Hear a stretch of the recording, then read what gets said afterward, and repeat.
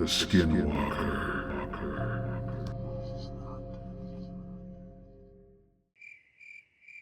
Our story began on a dark, moonless night on an empty stretch of New Mexico State Highway. Next to the road was a telephone pole. A flyer had been taped up to it. It featured the photo of a teenage Navajo girl. It had her name on it and said missing. If you have any information, call. And it gave a number. Just then, an expensive SUV came flying down the highway, going at least 100 miles an hour as it whizzed past the flyer. A few moments later, the flashing lights and siren of a pursuing police car came into view. Inside the SUV, music blared out the stereo. Cody Ross, a 22-year-old handsome hipster dude, was driving. He had a prominent tattoo of skeleton bones on his hand.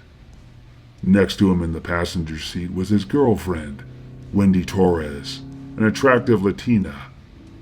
She was kind of freaking out. You're being such an idiot, Cody. Just pull over.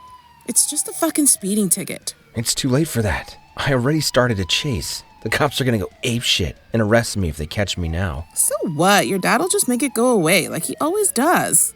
You want to spend the rest of the night in jail, out here in the middle of bumblefuck nowhere, instead of Vegas?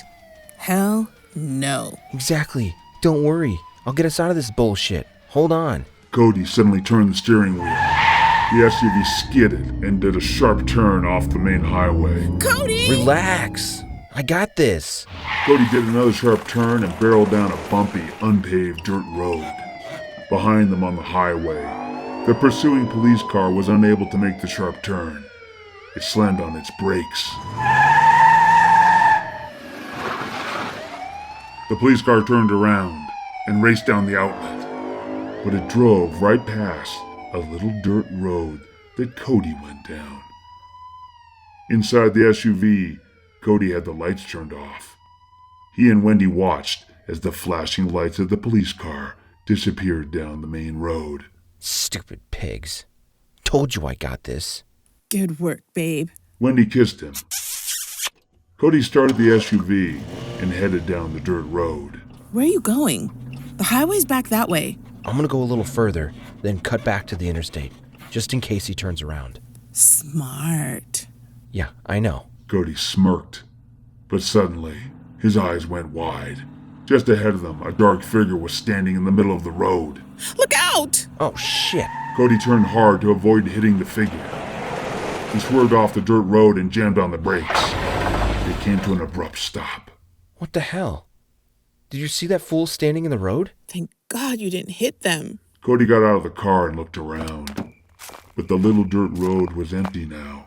You see them? No, they're gone now. Cody turned back to his car, but made a face. Oh, shit. What?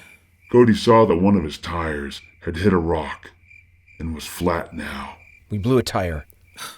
This night just keeps getting better and better. Don't stress. I got a spare. Just give me a sec.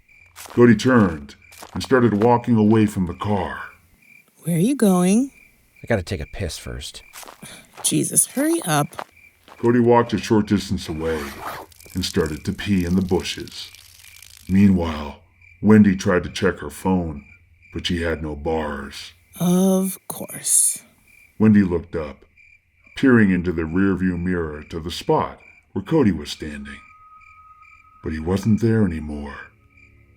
Wendy opened a door and called out. Cody. There was no answer. Cody? Wendy looked around, but didn't see Cody anywhere. She looked a little worried. Don't play games, Cody. This isn't funny. Still, there was no answer. Wendy closed her door and locked it. She peered into the darkness through the window as panic started to rise in her gut. Suddenly, behind her, a dark figure appeared out of the bushes, approaching the passenger side window. Wendy didn't see it.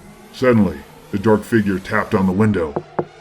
Wendy jumped, but when she turned around, she saw Cody standing there. What the fuck, babe? You didn't answer me. was freaking out. Where did you go? I saw something crazy. Come on, you gotta see this. What is it? Just come. Trust me. No cap.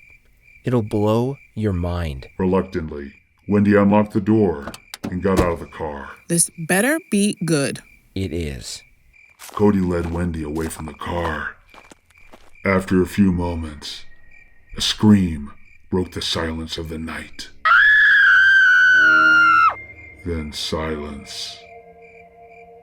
A gust of wind blew across the lonely road, kicking dust onto the empty SUV.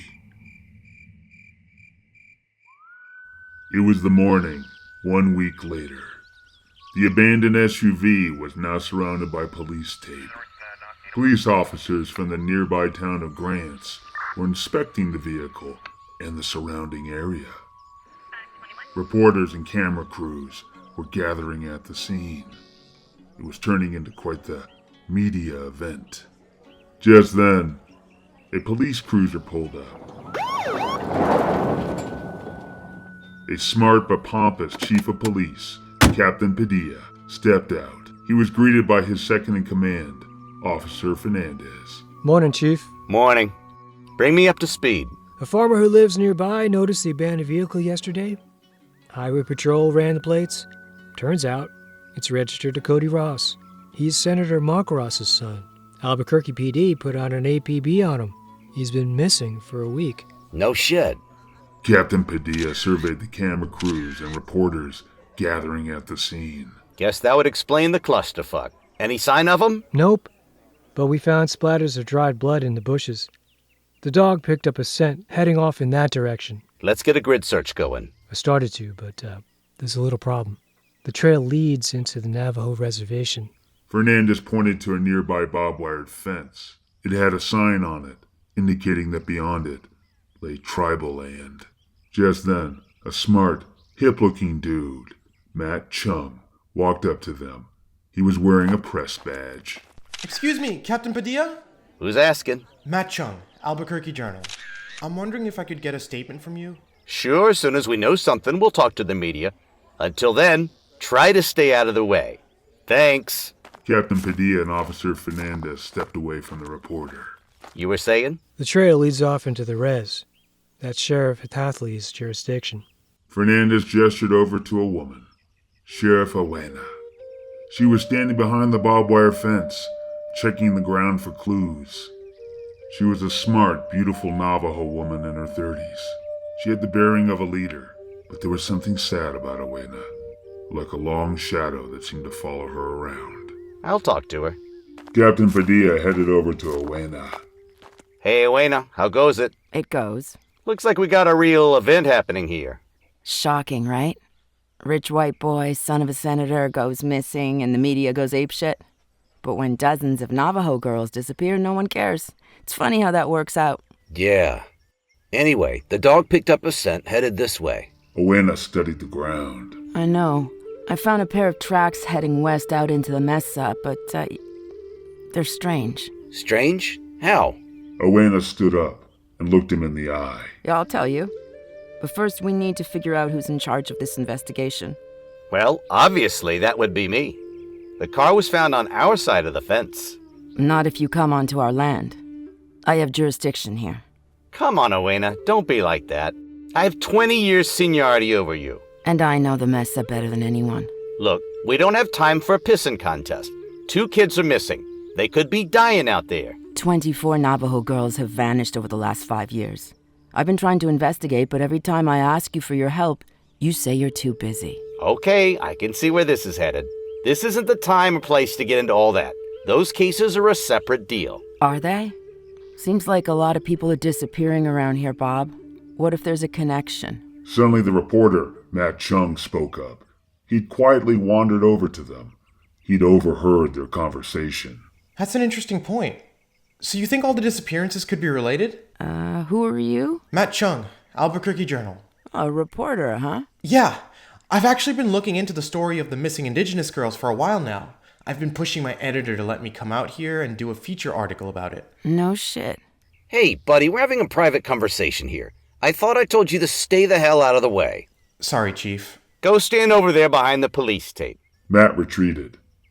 Captain Padilla leaned in close to Awena and lowered his voice. Look, I'm sorry I haven't helped you out more, but we need to reach a compromise here. The clock's ticking. Let me lead the search team, and you can have the overall leadership of the Ross case. Sounds good. But if we find a connection between all the disappearances, then we're both in charge. Deal? Captain Padilla hesitated. He glanced over at the reporters and made a face. Okay, fine. What did you see in the tracks that was strange? Well, there's only one set of footprints leading into the mesa. But there's no signs of anything being dragged. So?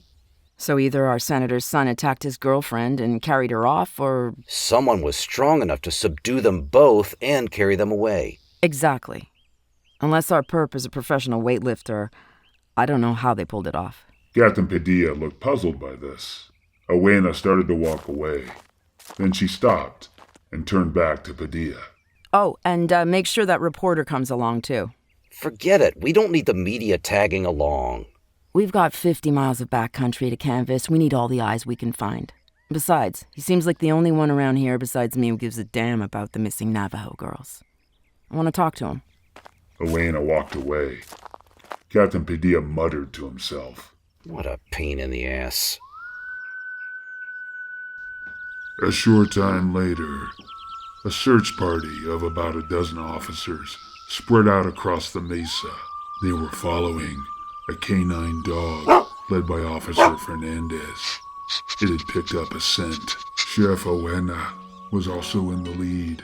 Next to her was the reporter Matt Chung. All right, you're looking for anything of interest? Could be something small and easy to overlook. A piece of gum, torn clothing, a cigarette butt. Now go slow. Look carefully. Nearby, just out of earshot of Awena, a cocky police officer wearing designer sunglasses, Officer Joel, turned to Captain Padilla. Hey, Chief, can I ask you something? Why in fuck's name is Pocahontas leading this thing? She should leave it to the big boys. We're on their land. Technically, the Pueblo police have jurisdiction out here. Another officer, Derek, a know-it-all type, chimed in. That don't make no sense. There's only 2 of them and 4 of us. It's regulations. Deal with it. Wrong. It's politics. Gotta keep the Indians happy, or they'll whine and bitch to some socialist dipshit supervisor back in Santa Fe. Such bullshit. Just do your job. Stay focused. Ha! I always do my job, Chief. You know that. Even when it's pura caca fina. Padilla just shook his head. A short distance away, Chef Awena walked along carefully studying the ground. Matt Chung turned to her. Sheriff, you mind if I ask you a question? Go ahead. According to my research, 12 Navajo women and girls have gone missing out here. It's 24 missing girls, if you count the ones from the nearby pueblos. That many? Is it true that almost no bodies have been recovered? Just 4. We found them dumped at random in the desert. All were badly mutilated. Is there any evidence showing a connection between the bodies you found? Yeah, I can't comment on that on the record. How about off it? Awena considered this. When my father, Odina, was sheriff, he started the original investigation. He found something. I don't want to get into the specifics, but there was a distinct marking left on 2 of the victims' remains.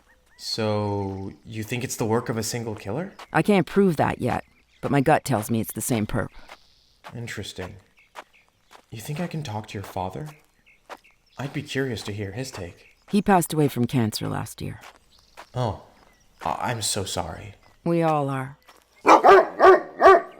Suddenly, Awena and the others noticed that Officer Fernandez was struggling with the dog. Calm down, Lucky. What's wrong with the dog? I don't know. All of a sudden, you started going crazy. What's the matter, boy? Come on, stay on track. Officer Fernandez tried to coax the dog forward, but it looked upset and refused to move. Yeah, he probably just smells a deer or something. Nah, he's trained to ignore all that. I don't know what's up with him. What do we do now? Awena bent down and studied the ground intently. She pointed off. The trail heads that way. Then it veers off to the left behind the rocks. Awena started following the trail. Captain Padilla looked at the others, and shrugged. Follow her, I guess. The search party continued onward for a mile, following Awena's lead, until finally they arrived at the mouth of a cave. Awena stopped in front of the entrance. The police dog sniffed the air coming from the cave and started growling. Something's in there. What's your call? Awena turned to her deputy, Arnell. He was a young Navajo man in his 20s. His hair was in a long ponytail. We're going in. I'll take point. Arnell, I want you on my 6. Yes, Sheriff.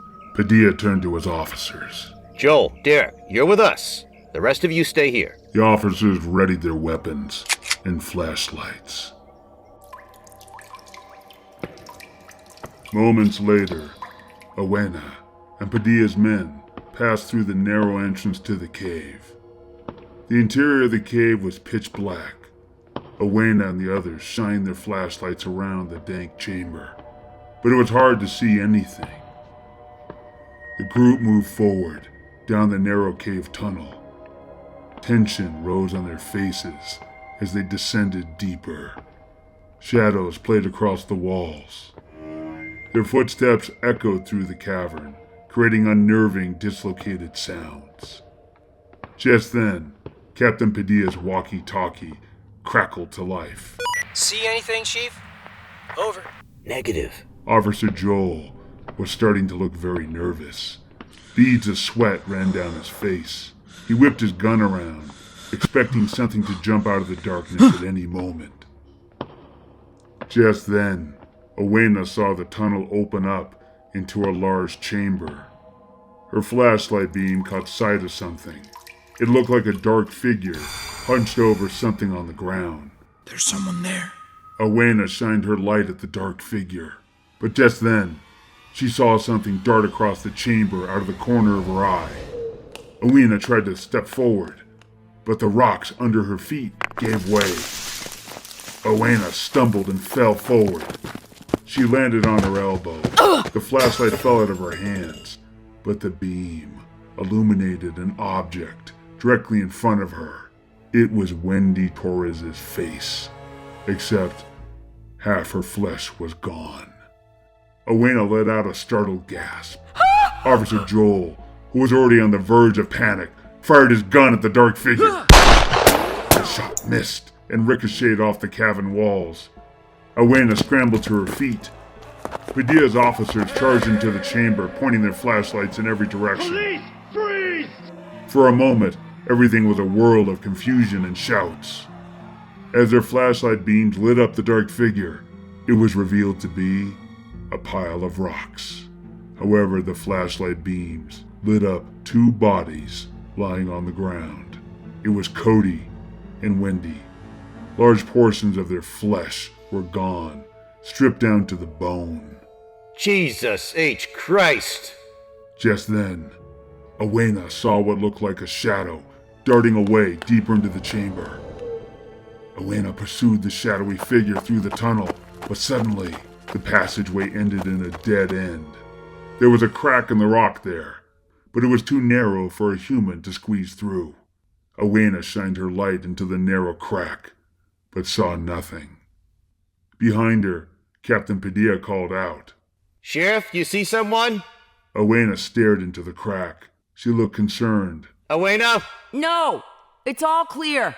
Padilla turned to his officers. Stand down. There's no one in here except us. Everyone exhaled. Just then, Padilla's walkie-talkie crackled again.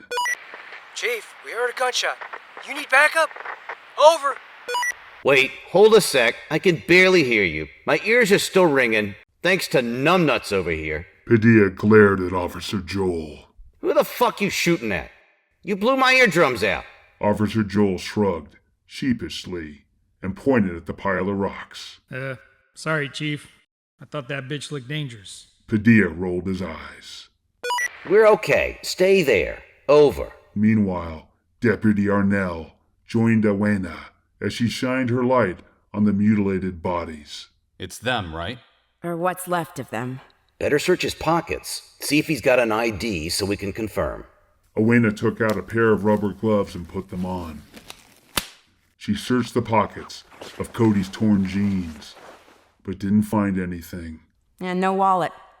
Perp must have kept it. God damn, Chief. You ever seen anything like that before? That's some real Hannibal Lecter type shit. Sick fuck practically skinned their asses. Sheriff Awena looked concerned. Yeah, the mutilations look the same as the ones my father found on the missing Navajo girls' bodies. Probably the same perp then. Let's not jump to conclusions. Captain Padilla shined his light on the wounds on Cody's body. Several looked like claw marks. Could have been a wild animal feeding on the carcasses. Probably a mountain lion. Officers Joel and Derek nodded. Sheriff Awena didn't look so convinced, however.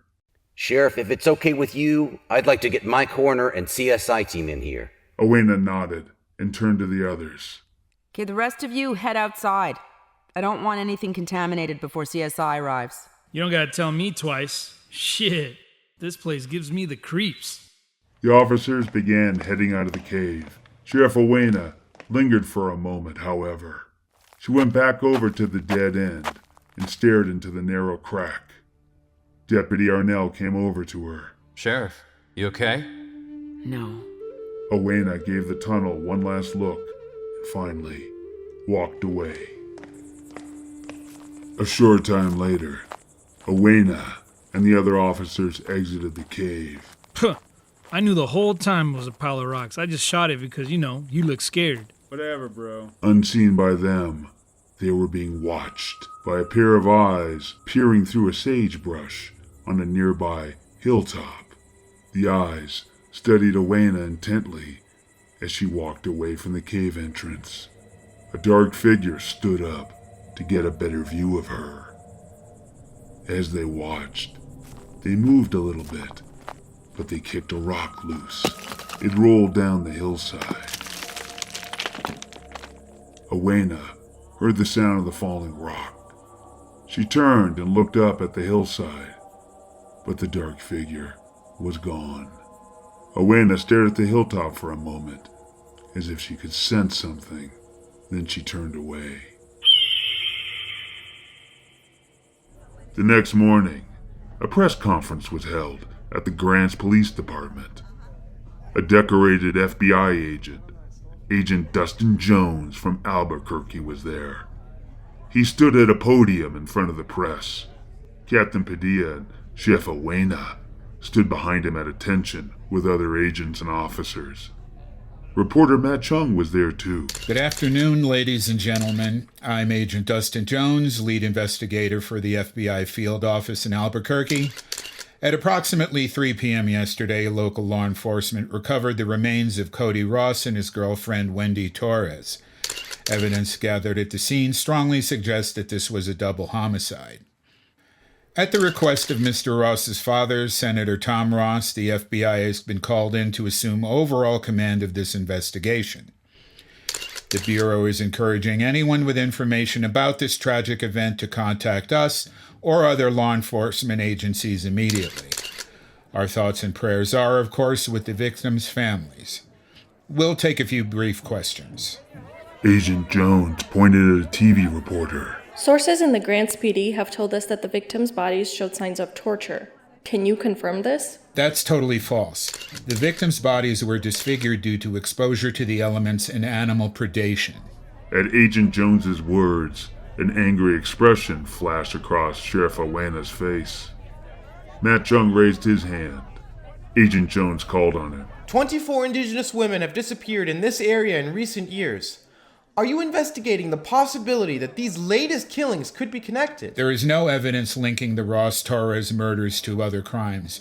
Frankly, there's no evidence that the disappearances of the Navajo girls are even related to each other, so no. But don't you find it odd that so many people have gone missing? Agent Jones ignored Matt and turned to another reporter. Next question. A short time later, the press conference was over. The media was packing up their equipment and leaving, but Matt Chung lingered in the press area.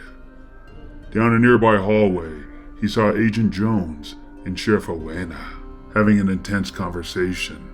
It looked like Awena was trying to convince Agent Jones of something, but he kept shaking his head dismissively. Finally, Awena threw up her hands in frustration and walked away. Agent Jones shook his head and went into a nearby office. Awena headed down the hallway, walking quickly by Matt.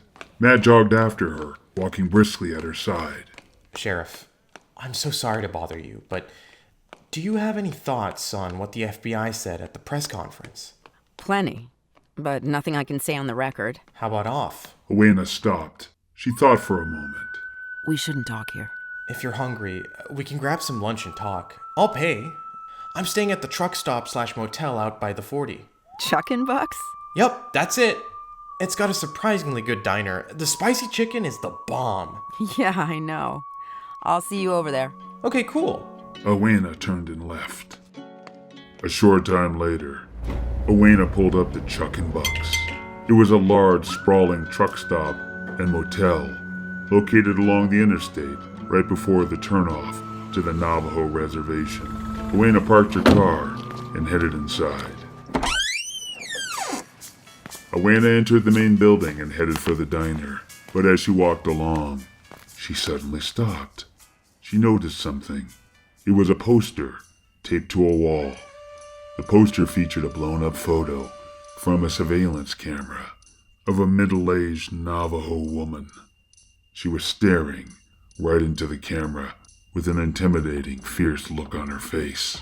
Underneath the picture, a message read, "Do not serve this person." A look of surprise and deep concern swept across Awena's face. Charma.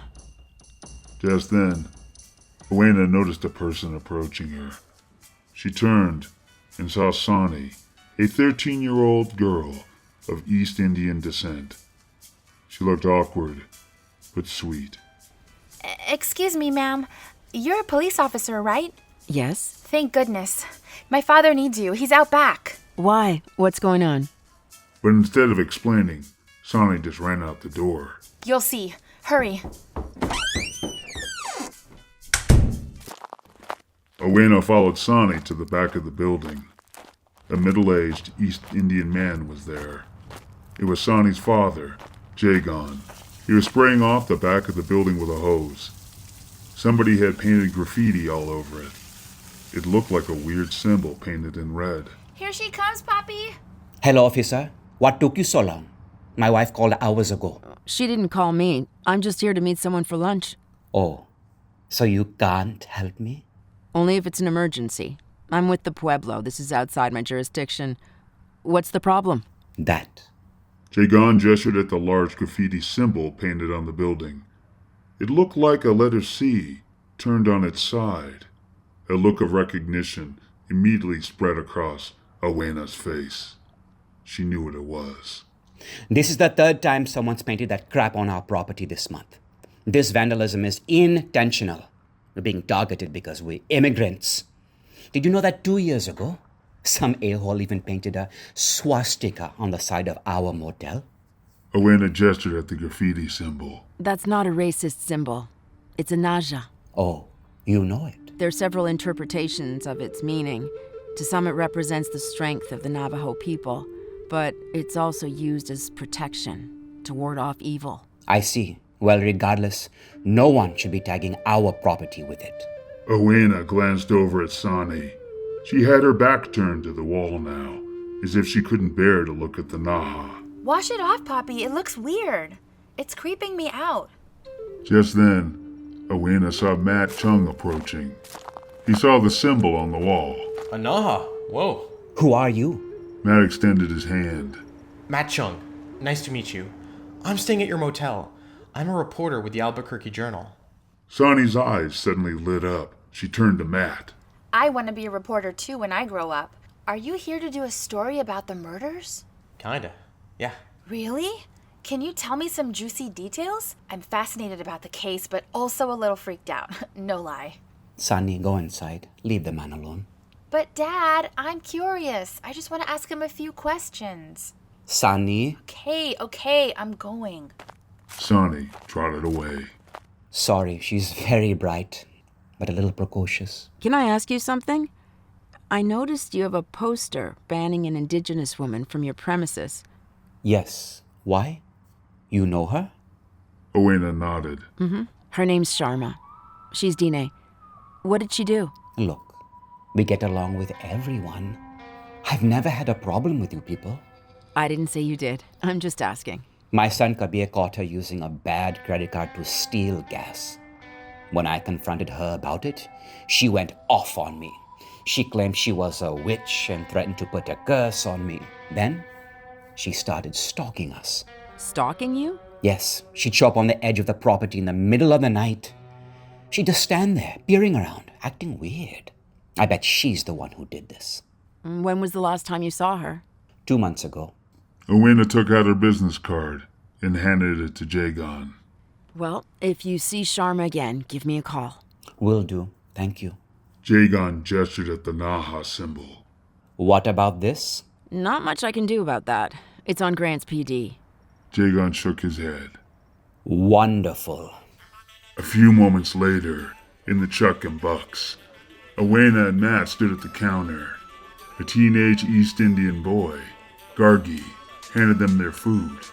2 orders of spiced chicken. Thank you. Enjoy, bro. Matt and Awena took their food and headed to a table. As they walked and talked, they passed by the sign warning about Charma. So, it looks like the feds think there's no connection between the cases. Well, they're wrong. Well, what makes you say that? The MO is the same. All the victims were found mutilated. According to the FBI and the Grants PD, scavengers did that. There's no evidence that large predatory animals were in the cave. No hairs, prints, or droppings. But they did find this. Awena took out her phone and scrolled to a picture. She showed it to Matt. The photo showed a small bundle of sticks, colored yarn, flowers, and a dead baby bird wrapped together. What is it? It's Yine Zin. It's used in Dine witchcraft rituals. What do you think it means? Awena paused. She weighed her words carefully. How open-minded are you about metaphysics, Matt? Very. My favorite show growing up was Kolchak, The Night Stalker. I think it inspired me to become a journalist in the first place. I don't know that show. Oh, you should definitely check it out. It's on YouTube. It's fire. It's about this funky reporter named Carl Kolchak, played by Darren McGavin, who investigates reports of the supernatural. What I'm talking about isn't fantasy. The Navajo are a deeply spiritual people.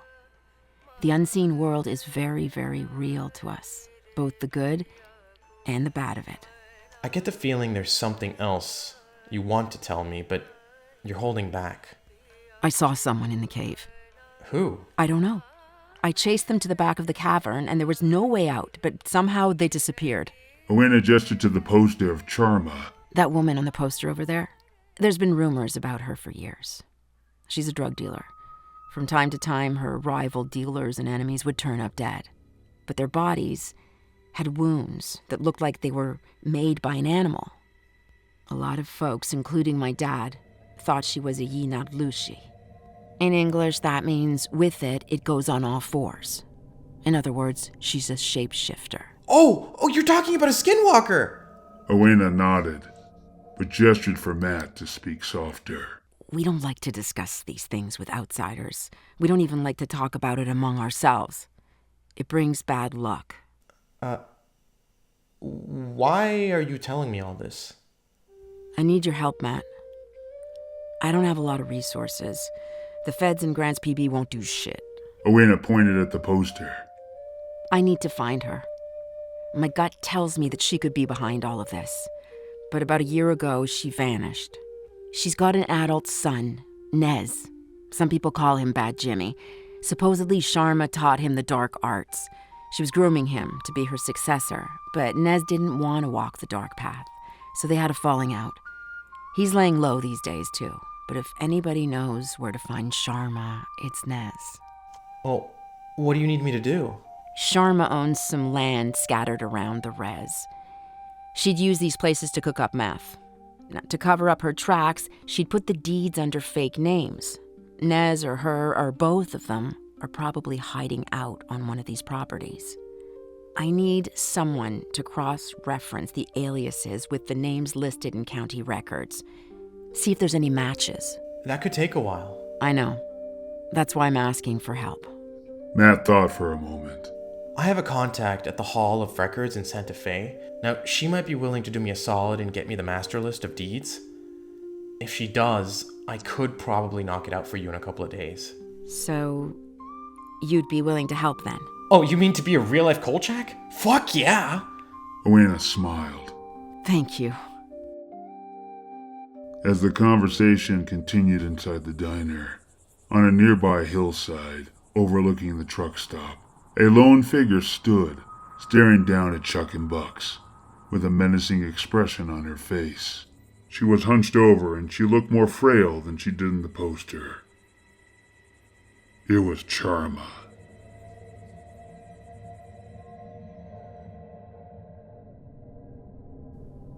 End of episode 1. Stay tuned for the next chapter of Midnight Caller, the Skinwalker.